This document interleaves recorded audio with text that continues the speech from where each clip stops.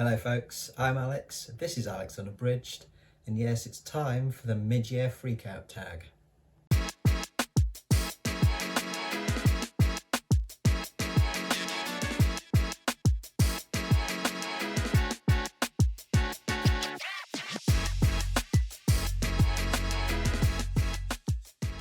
So welcome back to the channel if that is the case. Yes, halfway through the year already, just over. So it's that traditional tag time of the mid-year freakout tag to have a look back and see how my year has gone so far in terms of my reading. So we'll start off with a few stats before I jump into the prompts for this. I have read 58 books so far this year. My moods for the books, according to Storygraph, this is mostly dark, adventurous, mysterious and tense books, which is no surprise to me. That is exactly what I go for. I have read 23 horror books and 23 science fiction books, with 12 other. So bit of literary fiction, bit of magic realism, that kind of thing. But yes, basically an even split between horror and science fiction, which is kind of what I'd expect this year because I've really got into my science fiction. 2/3 of the books that I've read were under 300 pages, so I'm obviously favouring slightly shorter books at the moment. 75% of them were print editions, 10% were digital, and 15% were audio. So those are a few stats for you on my year, but 58 books, that's not bad. I'm pretty happy with that. My target for this year on Storygraph, my little challenge to myself, was 90 books.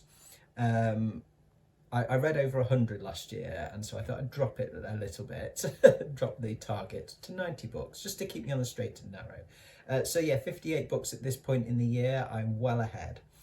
So we'll see where I get to by the end of the year. So the prompts then for the mid-year freakout tag. First of all then, best book you've read this year.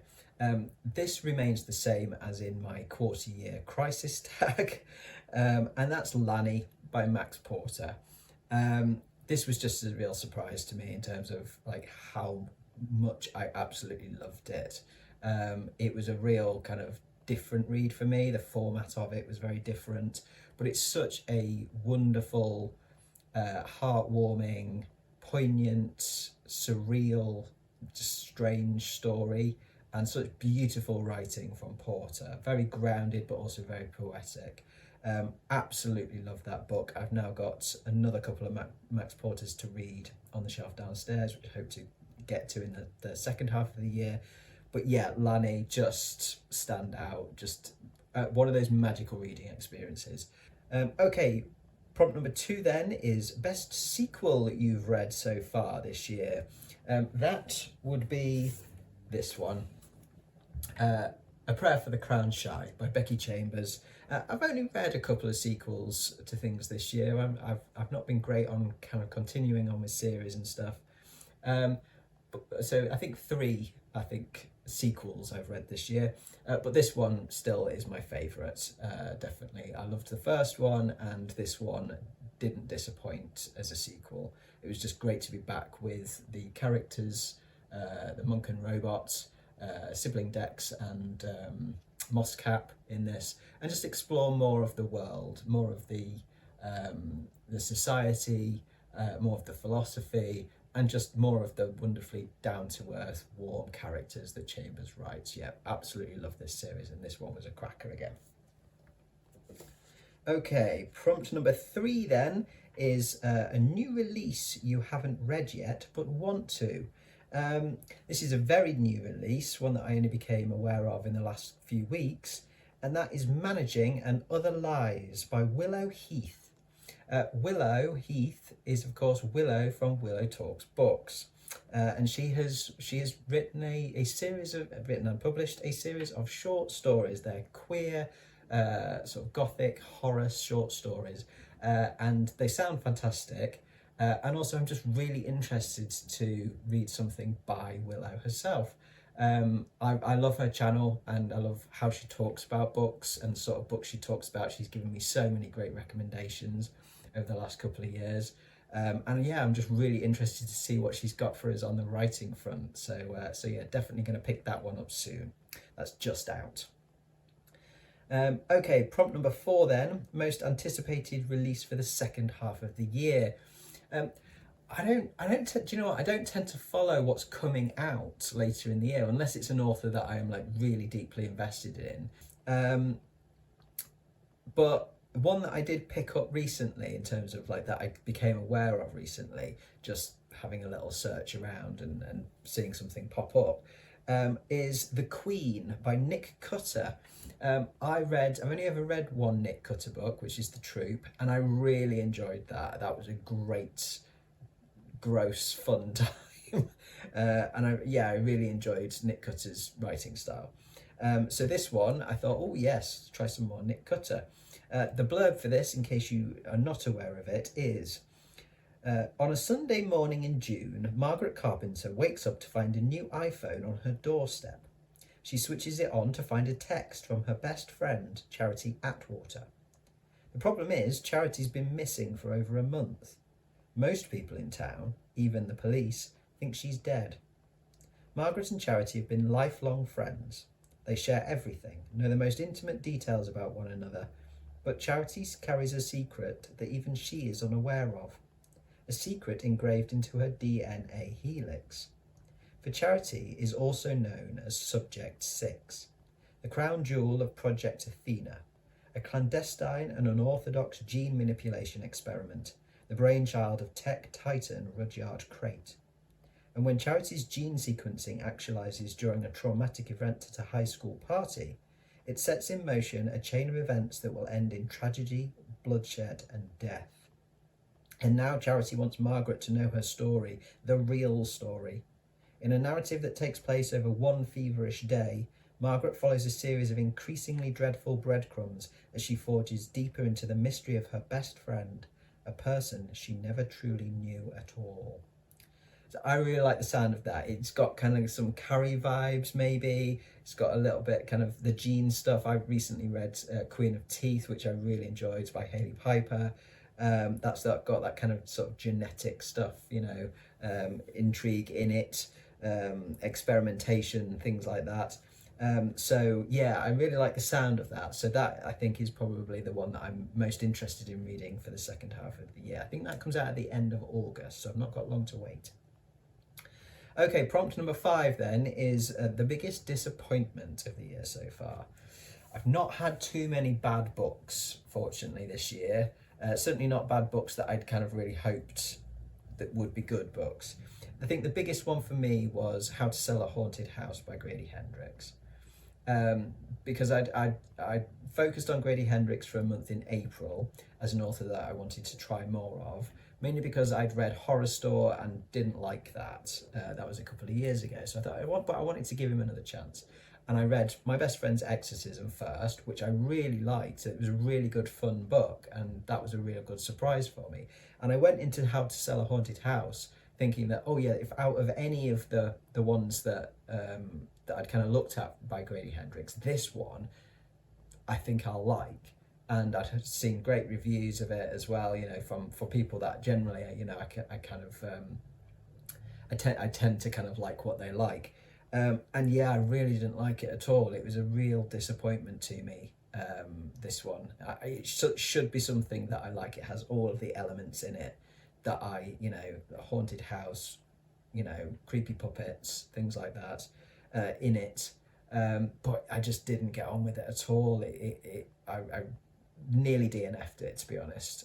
But I did finish it. But yeah, really disappointed with that. Because it's one where I kind of went into it hoping that I was going to really enjoy it. Okay, prompt number 6 is the biggest surprise then. There's been a few surprises this year, but I think the biggest one for me was this one, Foundation by Isaac Asimov. This was one of the first the first classic science fiction book that I read as part of my Science Fiction for the Somewhat Hesitant reading project. And I went into this really not expecting to like it at all based on everything I'd heard about it. And actually, I really did enjoy it. It had a lot of the problems that I expected with it. It was quite dry in parts, and the characters are very thin. You know, it is a series of conversations in rooms, a lot of it. But I really loved Asimov's world building, lore, that kind of thing. I got very intrigued by the world that he was kind of setting up, and the grand expanse of it, the size of what he was creating. And some of the ideas in it, I really enjoyed the ideas in this, and it's made me want to go and read the rest of the Foundation books, but also go and read the robot books as well, and just really kind of get involved in that whole, as I say, that whole world or universe, and dig deeper into kind of the lore, and you know, the timeline, all that kind of good stuff. But yeah, really surprised at how much I enjoyed this. Okay, prompt number 7 then is favourite new author. So debut or new to you. I would say generally like Becky Chambers, absolutely love her. She's my new favourite author, if you like. Or Adrian Tchaikovsky. I've just read a couple of his in June, and absolutely fantastic. The two Children of Time books, first and second. Children of Time and Children of Ruin, absolutely brilliant. But I had read a couple of bits by Chambers and by Tchaikovsky last year, so they're not necessarily new to me this year. So if we're talking just new to me this year, then it's got to be Arthur C. Clarke. I've read a couple of his as part of my science fiction reading project, Childhood's End and 2001: A Space Odyssey, and I love him. I think the way that he engages me in the story and then enables me to kind of really get into some of the bigger, more mind-melty, conceptual kind of science fiction ideas that he ends up kind of going into, the questions he asks by the end of the novels that I've read. I love that. I love the way that he just like really just involves me in that situation, just kind of gets me into the story, the characters, the world, the mystery of it all, things like that, and then like blows my mind by the end of it. Absolutely, yeah, great warm style, really accessible. Absolutely can see why he is, you know, one of the kings of the classic science fiction stuff. So yeah, Arthur C. Clarke. Okay, prompt number 8 is newest fictional crush. I don't really have fictional crushes that much. I think the closest you can get is probably Sissix, a character from The Long Way to a Small Angry Planet by Becky Chambers. Sissix is a reptilian sapient on board the Wayfarer ship, which is where, you know, the pretty much all the action takes place. And she's just a very she's a very forthright character, but she's very kind of tactile and very sex positive character, but she's very compassionate as well. She's very aware, very empathetic, and she's just a really lovely character. She's quite a rich character. And I think she reminded me a little bit in some of her speech as well from a crush, and a real world human crush that I had a fair few years ago now. So I guess that's as close to a fictional crush as I can get. But question number 9 is the newest favourite character. Yeah, I do have a newest favourite character, and that is Avrana Kern from the Children of Time, Children of Ruin books. I loved that character. I mean, there's plenty of great characters in those books, but Avrana Kern is just, I loved her character arc, but she's arrogant, she's sharp, she does not play well with others. She's mad but brilliant. She's very funny. As I say, her character arc is wonderful. Her own kind of evolution is fantastic. I won't go into details with that because that would be kind of spoiler territory. But she kind of ties the old world of the book that you kind of start with in Children of Time with the very new world or worlds that you end up in. She ties those together as a character. And yeah, I loved her. Any bits with Kern, I was like, yeah, come on, give me more of Kern. And you do get more of Kern as you go through it. But yeah, great character, and one that I hope I'll see more of in the third and final book of the trilogy, Children of Memory, when I get to that very soon. Okay, prompt number 10 then. A book that made you cry. Not many have made me properly cry, not like, bawling this year. I've had a few kind of that have made me well up a little bit. Becky Chambers does that just because they're so lovely and, quite poignant. But the one that did kind of make me cry, there was a little bit, I suppose, to use the term traumatic to read. It sounds over the top, but there's a good reason for it. And that's Tell Me I'm Worthless by Alison Rumfit. This is, kind of quite a no-holds-barred trans horror novel. And it's because it's a trans horror novel that I think that it affected me so much. It was a very, very difficult read for me, this one, and it really did affect me, especially when it comes to some of the transphobia in it. I was glad that I read this as a buddy read with Nick from another BookTube channel, because that's what helped me get through it. I think if I'd been reading it on my own, I might not have made it through. But reading it with Nick, reading it slightly differently and discussing it and seeing what he made of it, coming from a very different perspective from me, that was fantastic, and I really enjoyed that experience. But yeah, that was a difficult book, and I definitely shed a few tears on that. Prompt number 11 then is the converse to that, a book that made you happy. I've got a couple here. One is To Be Taught If Fortunate by Becky Chambers. I loved that. I think the more I think back on it, that's becoming, one of my favourite Becky Chambers. And there's just something so rewarding about that book, and it had kind of a lot of emotion to it, as well as a lot of questions that were asked, but again it was just so grounded and human, and Becky Chambers' work generally just makes me happy. That's why I love it. I love reading her work because she just makes me happy. She just makes me feel good and included and seen, and just, yeah, I love her. And on a very different note, a book that made me happy because it was just pure, trashy, ridiculous fun is Methlodon by Hugo Navikov, I believe. And this was one that I think I read for The Wasted Weekend for Garb August 2.5. And this is exactly what you'd expect. It is about a Meg, prehistoric shark monster, that swallows a load of meth and goes on a rampage. Yeah, and it's redonkulous, and it just made me happy in terms of it was just such silly fun, and I do love that sometimes. That's why I love trash as well. They make me happy in terms of their ridiculousness.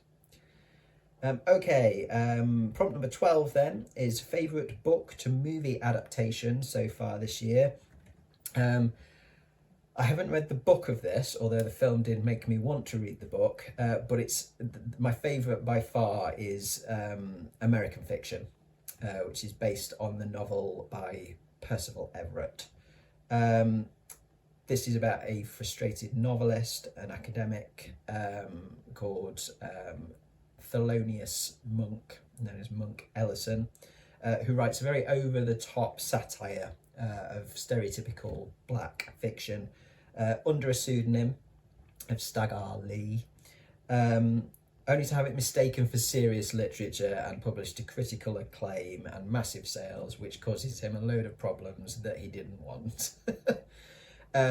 It's Jeffrey Wright in the title, in the sort of the starring role, the main role, and I really, really enjoyed it. It wasn't what I expected it was going to be, but I thought it was excellent. It was highly engaging, very funny in quite a dark way at times, and yeah, just a really, really good piece of satire.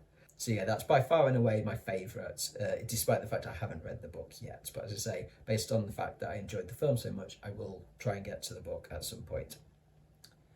Okay, prompt number 13 then is favourite review you've written this year.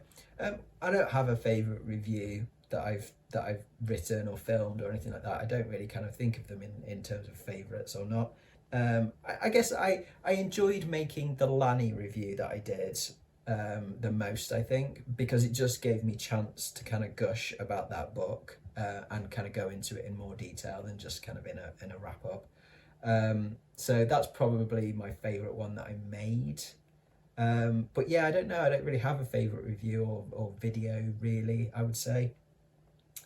Okay, prompt number 14. The most beautiful book you've bought so far this year, or the most beautiful one you've received. This is one that I bought with my birthday money, and that would be this lovely 50th anniversary edition of Carrie, with lovely, shiny, slightly raised hardcover, with a new introduction by Margaret Atwood, and the back cover is lovely as well.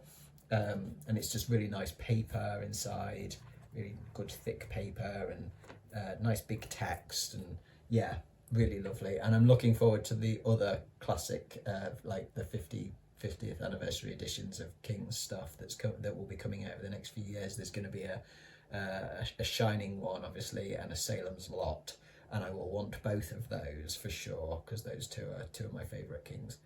But yeah, I need to reread this. I haven't read this in years and years and years. But yes, so that's definitely my favourite pretty book of the year. Okay, and then prompt number 15, which is the final one. What books do you need to read by the end of the year?